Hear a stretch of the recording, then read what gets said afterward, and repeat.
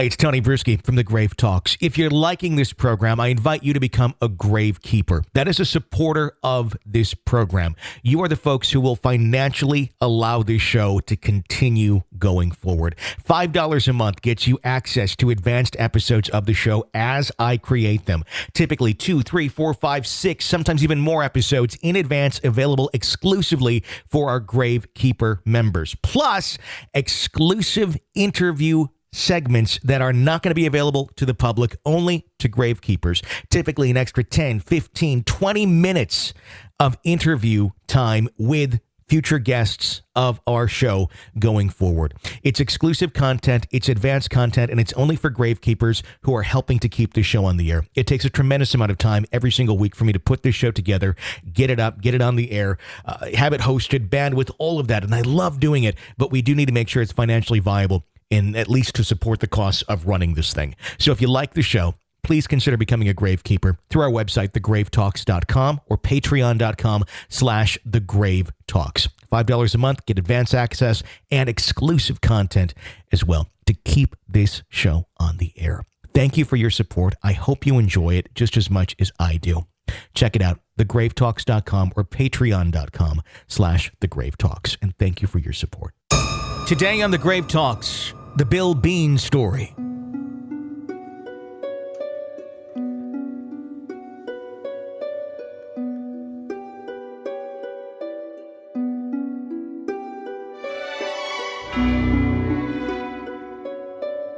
A life filled with drugs, addiction, poor choices, and lack of direction. This is where Bill Bean came from. Through his childhood, Bill experienced dark forces that took over his family. Abuse, violence, and emotional trauma were the norms through most of his formative years. Why was it that dark energy and negative forces would take over family members? What did they want, and who were they going after? In today's episode of The Grave Talks, Bill reveals to us the mysterious questions surrounding the setting of his childhood home and what his house may have been built on or around. Could something as simple as location be the reason for oppressive spirits to lash out at his family? And how did Bill turn his trauma into a positive force as a way to help others in his adult years? Today, we hear the harrowing story of Bill Bean. My life was so bad for so long, for so many years, Tony. It's miraculous, and it's just unfathomable. You know, when I step outside of myself and look at it, it's almost like it happened to somebody else. That's how far removed from all that I am. But that said, you know, I grew up in a very, very harsh environment, to say the least, and my family was destroyed by demonic forces, and I was nearly destroyed as well. And so these events, I've written 4 books. I'm working on the 5th book now. And in the first book, which is called Dark Force, I talk about these events that took place in 1970 in a house located in Glen Burnie, Maryland, in a community called Herondale. And this house just had hellish things taking place, but it really wasn't until I finished writing the book that I found out additional information that it just wasn't entities that were, you know, part of the house in the area. Someone in my family many, many, many years ago, decades ago, had actually conjured up these demonic forces I was not aware of. A family member told me this. And so I truly believe that by those demons being conjured up in that way, they certainly came in on and around the family. I feel that we were led to that house where evil was already present and manifest in the home and in the area as well. And that's why it was so severe for my family and I. We were caught in the middle of that perfect storm. And it greatly contributed to the destruction of my family. Neither of my parents lived to see the age of 50, and many other family members died mysteriously and tragically as well. And I very easily could have been, one of those casualties, but God had a plan for my life. And I feel, in retrospect, looking back on this, But it could not be where I'm at right now had I not been there. So I feel that God had a plan for me before I even came into this world, and I think that the devil was certainly trying to stop that. So, what were some of the things what were some of the things that were going on in the house that you began to attribute, or your family began to attribute, to being more than just hardship, more than just, things in life that happen that are negative? What was kind of the tipping point there? What were some of those things that led up to, and what was that tipping point? Well, the house was located at the bottom of a downhill cul-de-sac, and it had a very large and deep ravine behind it that stretched for a couple of miles. And there is, it was rumored that there's a spot down in there, and I'll tell you, it was a very eerie place, to say the least. One particular spot in the area in that ravine was rumored to be an Indian burial ground, and I could certainly believe that. And then if you go a little further down in the ravine, it would curve past a creek, Marley Creek, and down to a place called the Wishing Rock. And this is a gigantic boulder-like structure that's located in the middle of the woods, and it just seemed to be placed there. And a friend of mine, John D. Romine, is a retired police officer. He was a police officer in the area during the 70s.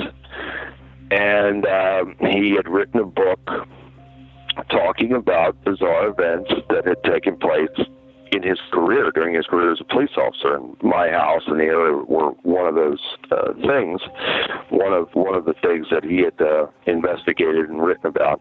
But anyway, this Wishing Rock structure was another. And according to his research,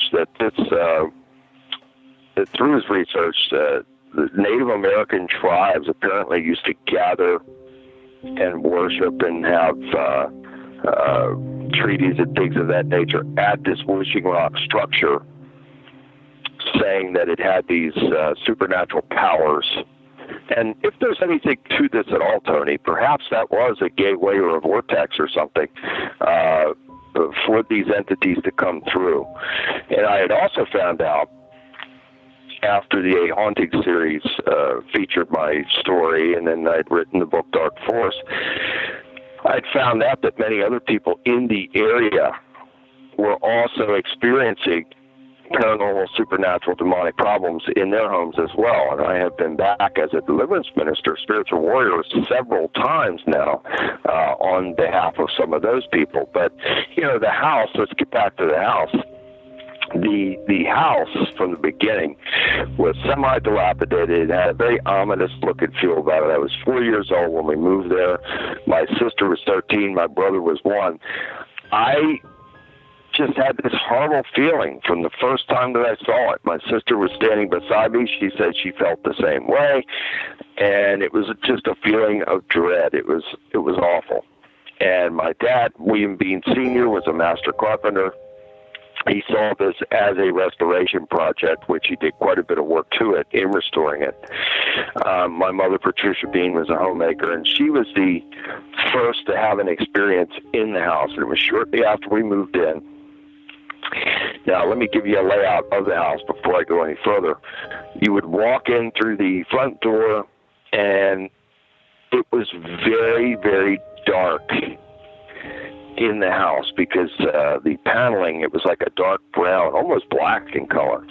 So it was always very dark in the house and had a very heavy feel and vibe. And, I've come to learn through experience and now experience as a exorcist deliverance minister that when a demonic presence is there, when we can literally feel that because it's an atmospheric change. The air gets heavy. Sometimes a person's ears will ring. It's like pressure. There are many indicators, and the smells, the smells of sulfur or rotting flesh or even a feces smell or something like that. I mean, these are all indicators that, there is a demon present. And so just walking in and feeling that vibe from the very beginning, it was just another, confirmation of how I was feeling and my sister as well. I don't know how my parents were feeling about it. They didn't show that. But you would walk in into the living room and you would make a right down a long hallway which had a hard tile floor. And oftentimes I can recall laying in bed. My brother and I shared the first room on the right. My parents' room was the second room on the right. My sister's room was across the hallway, the last room on the left. Oftentimes, while laying in bed at night, I would hear footsteps coming down that hallway, and it sounded like, boots or hard-soled shoes coming. It was a hard-tiled floor, and it would reverberate off of that paneling, so it was pretty loud. And let me tell you, there were many, many sleepless nights over throughout the years, and I can recall also having to pull the covers up over my head as a child because I was so frightened, and then in knowing that a presence was there, every 5 or 10 seconds or whatever, the covers would come back down and then back up because I knew something was there. But my mom was the first to have an experience in the house. It took place when she was unpacking and organizing. My dad had taken us with him for the day to my grandparents, his parents' house, to allow my mother some time to unpack and organize and get things in order in the home. And it was during this that she felt a presence come into the room. She was in the living room. She felt the presence come into the room. She thought in her mind that it was my dad sneaking in to play a joke on her, and she spun around fully anticipating on seeing him, and to her shock, nothing was there.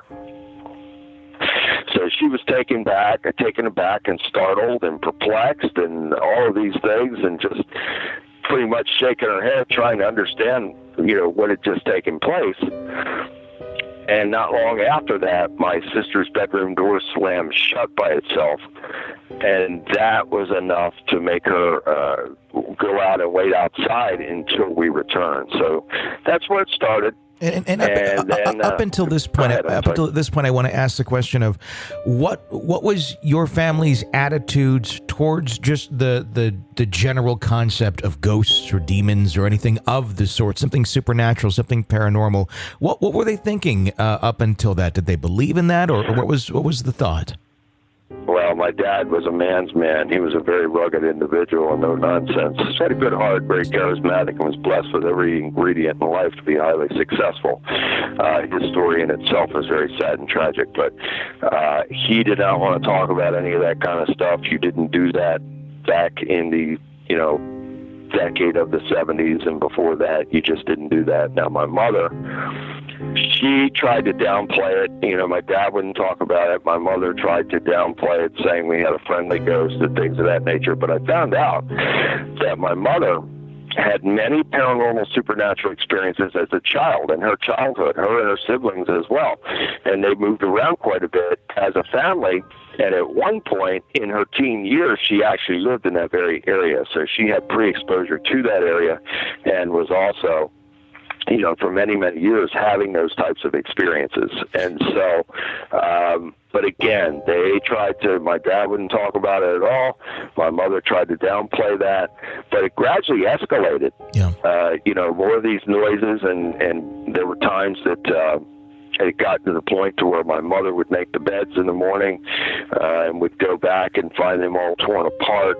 Water faucets in the bathroom and the kitchen would turn on with such force that the water would just spill out of the sinks and saturate the areas.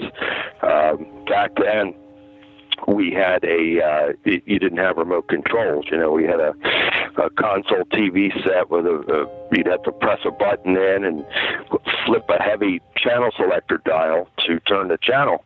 And there were times that something would just turn that TV on and just effortlessly flip that dial.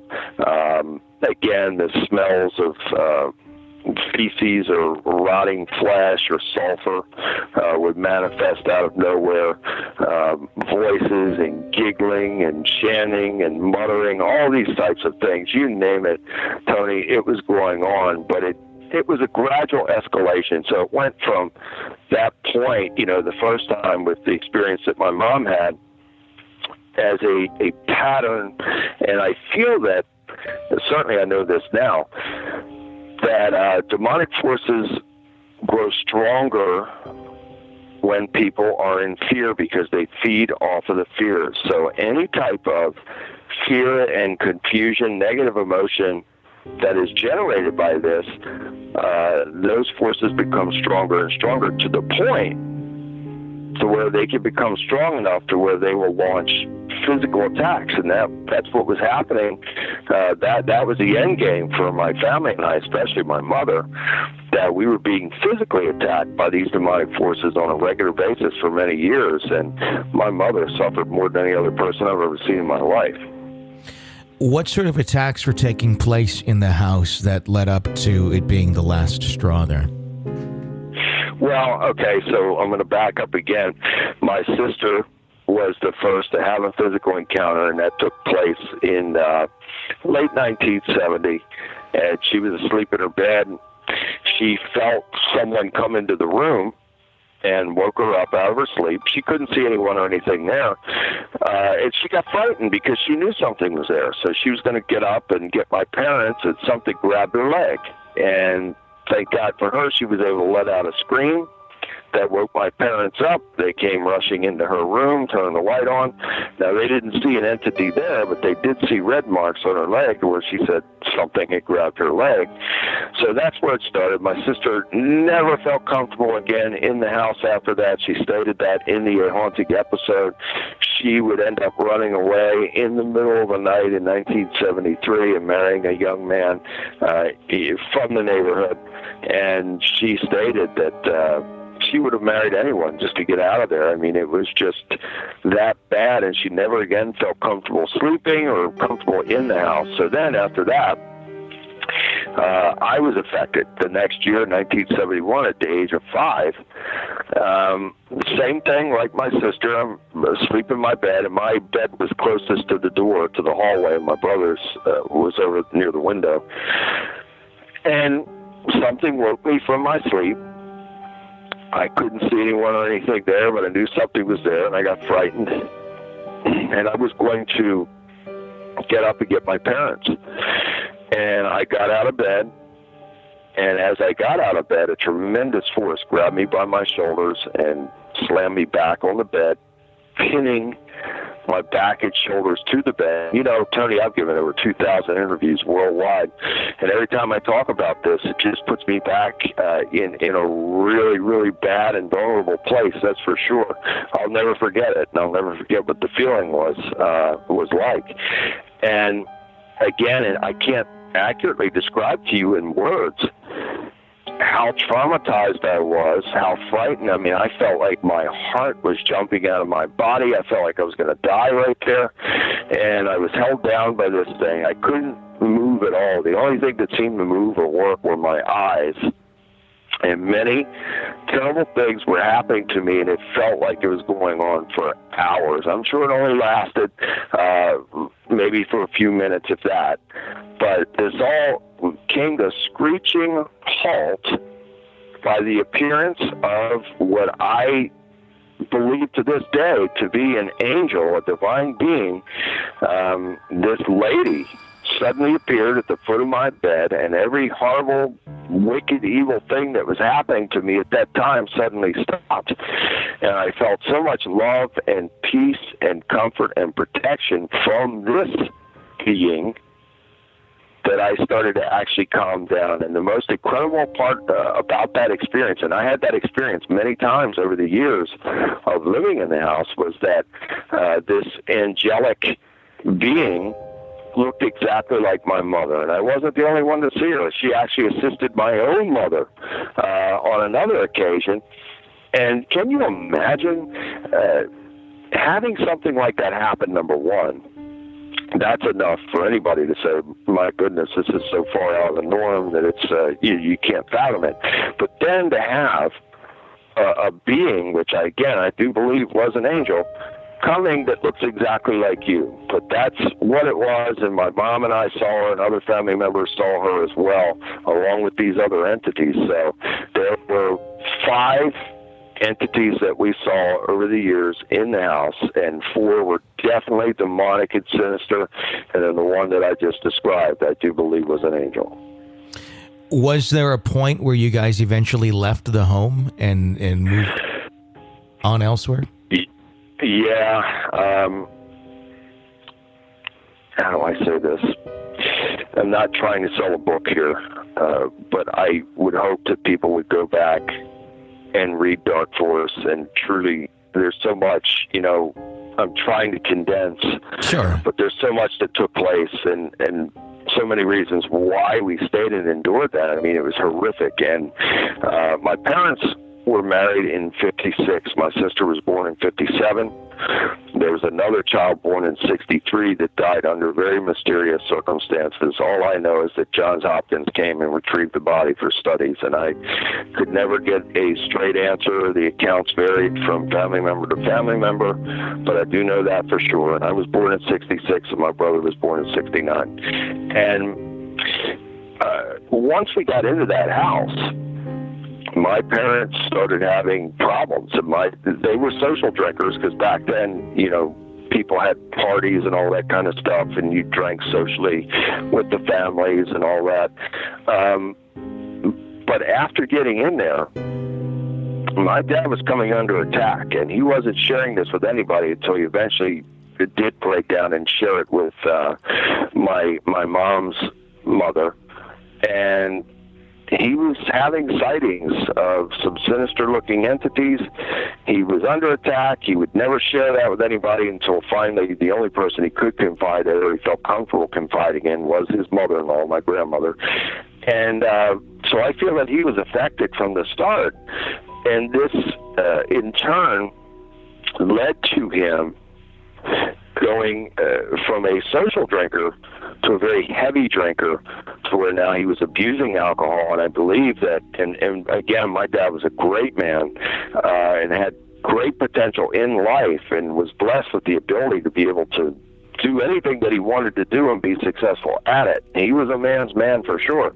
But I think he was so confounded in his mind, because he was used to being in control of every situation. He suddenly found himself in a situation that he could not control. And I truly believe that by that point, he was trying to escape reality by this heavy drinking. And so the more he engaged in that, of course, that was causing problems between he and my mother. And I'm sorry to say what I'm about to say. He began to physically abuse her on a regular basis between 1973 and 1975. He nearly killed her, Tony, on several occasions. I can recall being 8 years old, having to run out of the house to get the police call of my own dad. These are horrific memories, and I very much hated my dad for a long time for these things and other things that he did.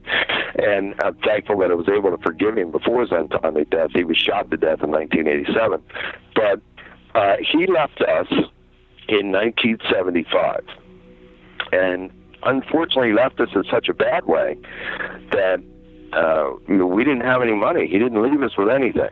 And so my mother could not work because she was very sick. She was very ill. She was suffering with high blood pressure, which led to a series of strokes, which also led to kidney failure. So she was very ill the entire time that we lived in the house. And so she was just devastated, mentally, spiritually, and physically.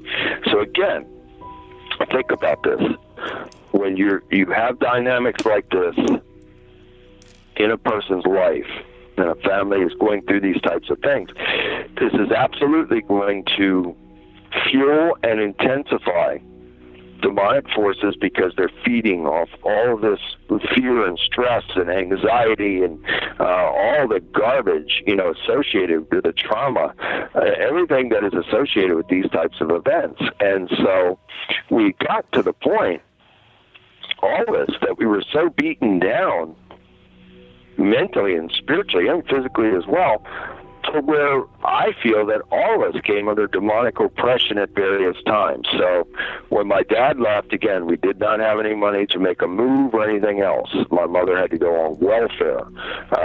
That's how bad it was. And she was devastated by that in itself, that she had to reach out for social services. And so we ended up losing the house. The house was auctioned off in the front yard. And the man who bought the house, it was a public auction in the front yard. The man that bought the house was aware of my mother's circumstances in the situation, and he let us stay there on a pay when you can, as you can basis. That's why we stayed and how we were able to stay.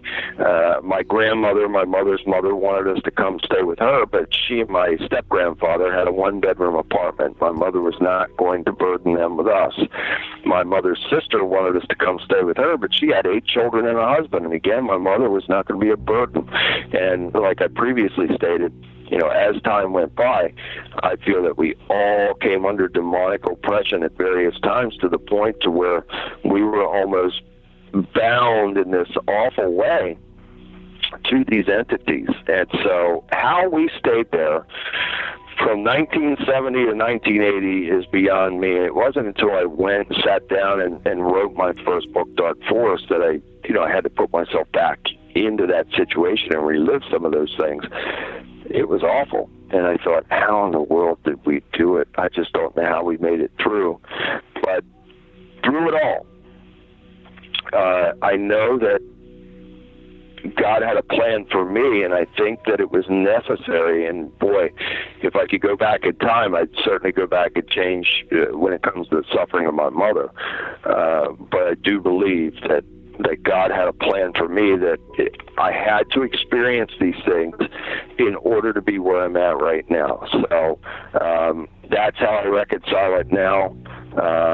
I am just heartsick, that my mother suffered in that way, and other family members also, and my dad. I wrote in my latest book, which is called The Connection. I wrote that he had a victory. God had a victory for him, and he was a winner in life, but he was robbed of his victory. Now, I'm not one to say, the devil made you do this or whatever. We're all free to make our choices. We have free will. But when we make a bad choice, the devil is right there to aid and abet in that choice and amplify and magnify that bad choice into something really, really bad. Before we move forward and talk about what happened after 1980, I want to get your perspective, and I know you had mentioned earlier that you had some evidence, you had some stories that you found out later on about what may have been the incarnation of these demonic entities in the home, what conjured them up. Now looking back with that knowledge, can you share what you believe, or you don't have to give names or anything, but how do you think this all began with this house, with demonic things infesting it, essentially? Yeah, again, it goes back to, like I said before, 2 family members. I don't even know who they are. I was told by my uncle that, that these 2 family members many, many years ago conjured up these demonic entities. And once they did that, then, of course, those entities, they were invited in, and they came in, and they caused a variety of destruction on the family, really both sides of the family, the Bean family and my mother's maiden name was Harvey. So the Bean and Harvey families were both greatly affected, by these entities that brought all of this evil and curses and hexes and vexes and spells with them. So that's the origins of it, Tony. And then when we got to that house, that area, and I feel that my parents were led to that house in that area by those demonic forces.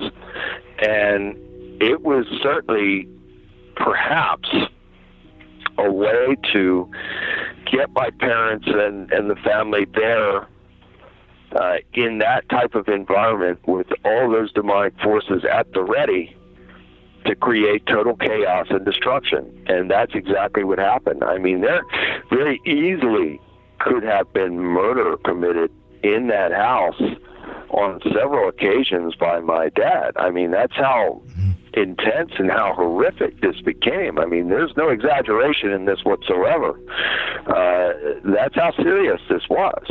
And that's what those types of entities do, because the devil hates us, and his agenda is really to kill, rob, and destroy. He hates mankind, so he will send those demonic forces for nothing but destruction.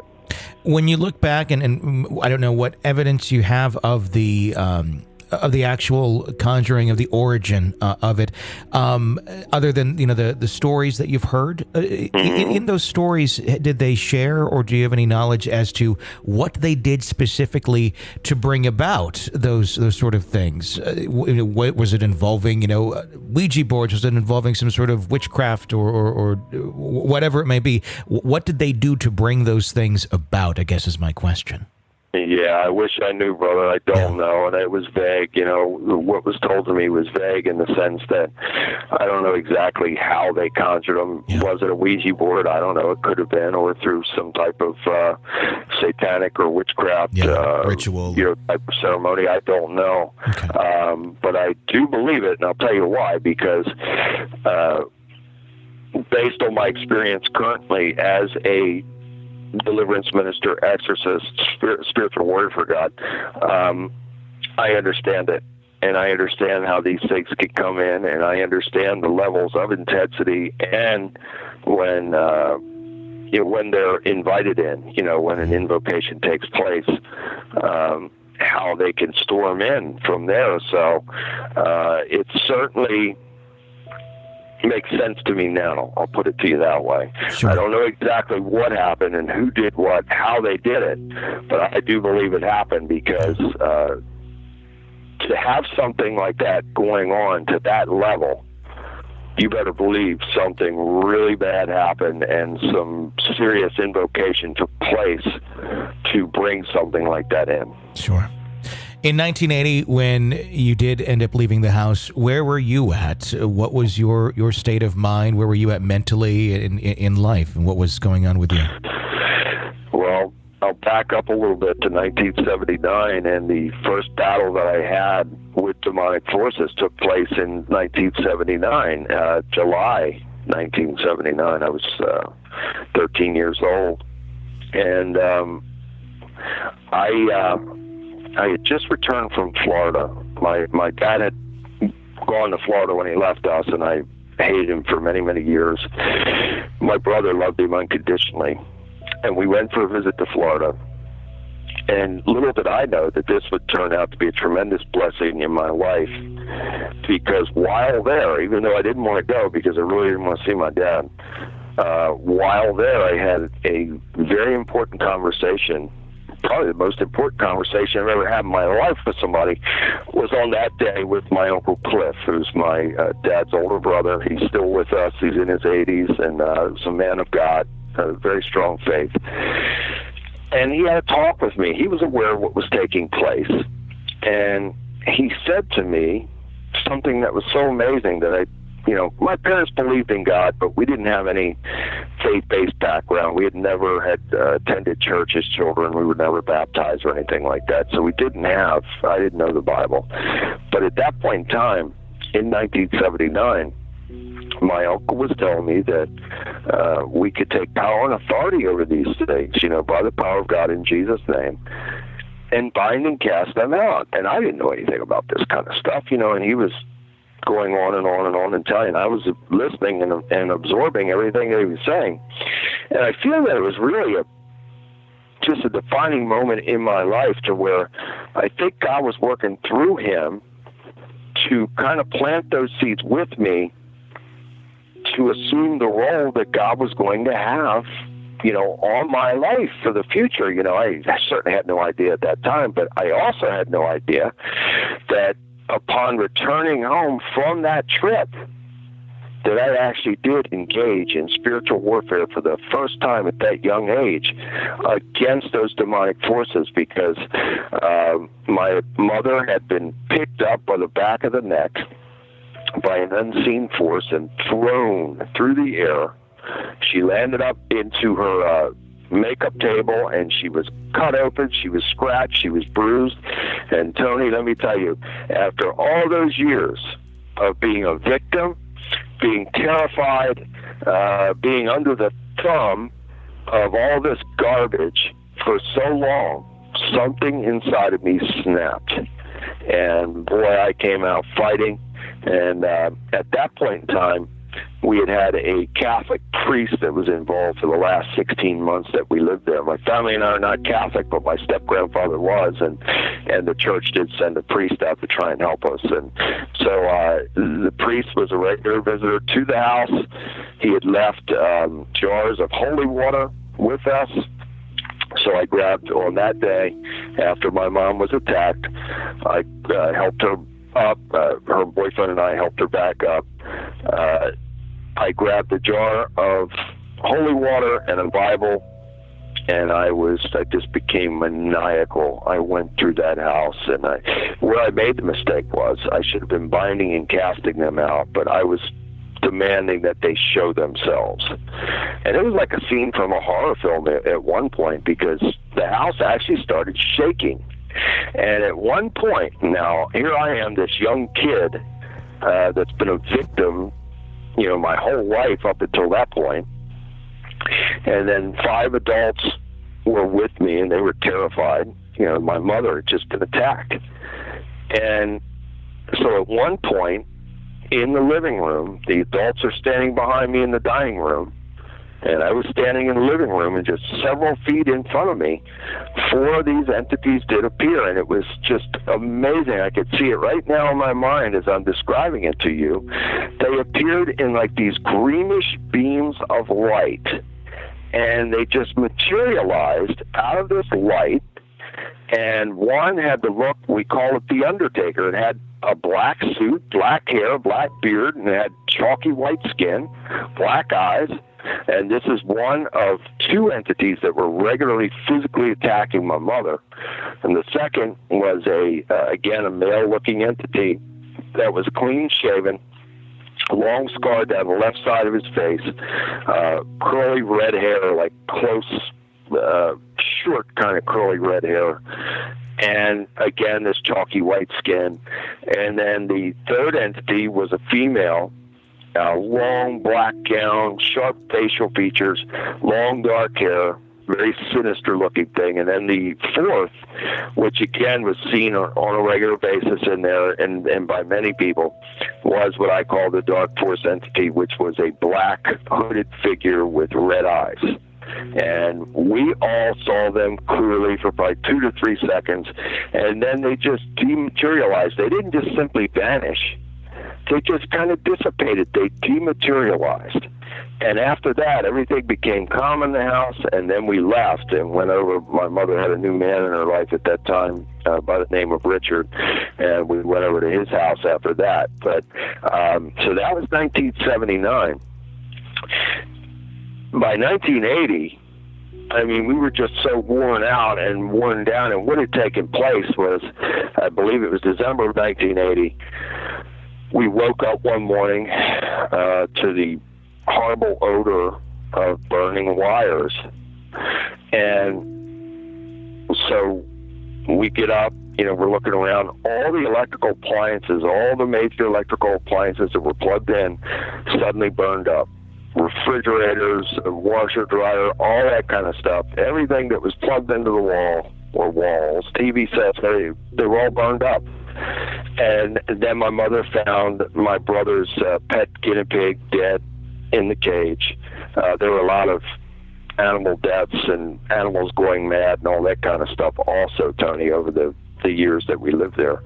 So at that point in time, I truly believe that my mother probably said to herself that if we don't get out of here and if we don't stand up and break this now, somebody is going to die. And I do believe that one of us, or several would have ended up dead in that house. Now, unfortunately, we did leave and we ended up moving in with Richard, my mother's really fiance. She was going to marry him.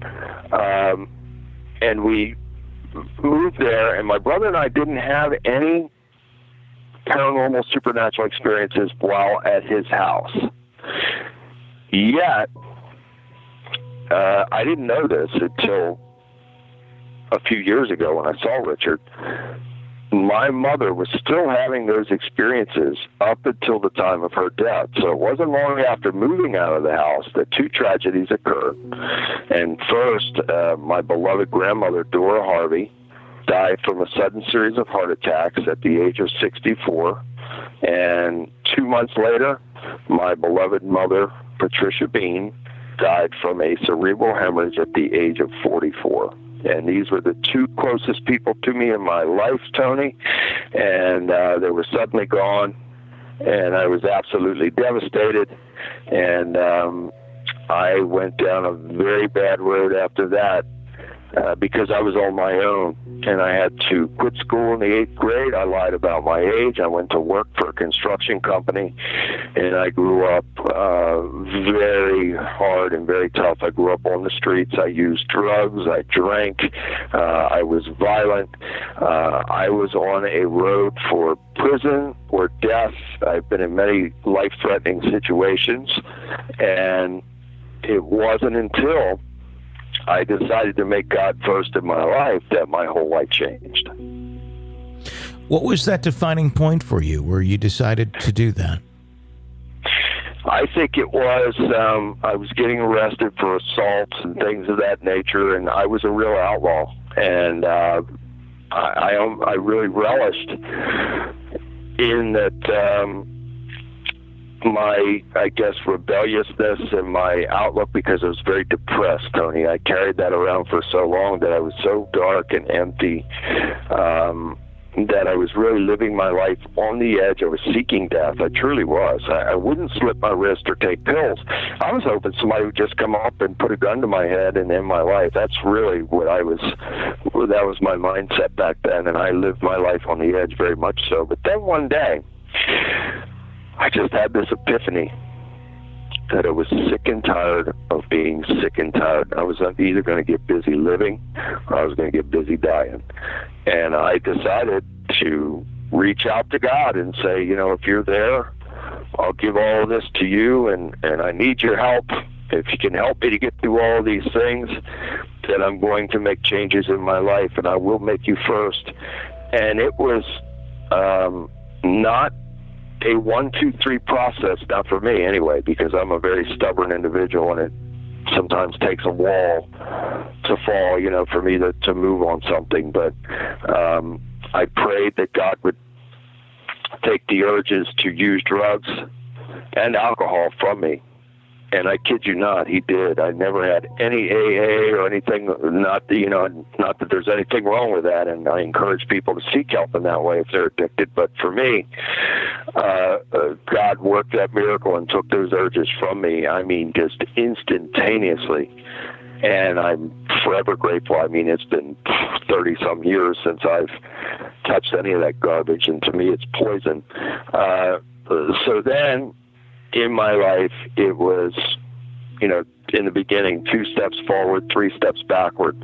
Because when we make these types of changes and you know, certainly our mind and our heart are committed to making a change like that, you know, when you're to that point, you want to make a change. However, it's not so easy because our minds get trained to situations of acceptance. Even back in that house, our mindset was that we were, I guess, trained per se in a way to where we expected those things to happen, and we accepted that as reality. So that became a part of our regular everyday life.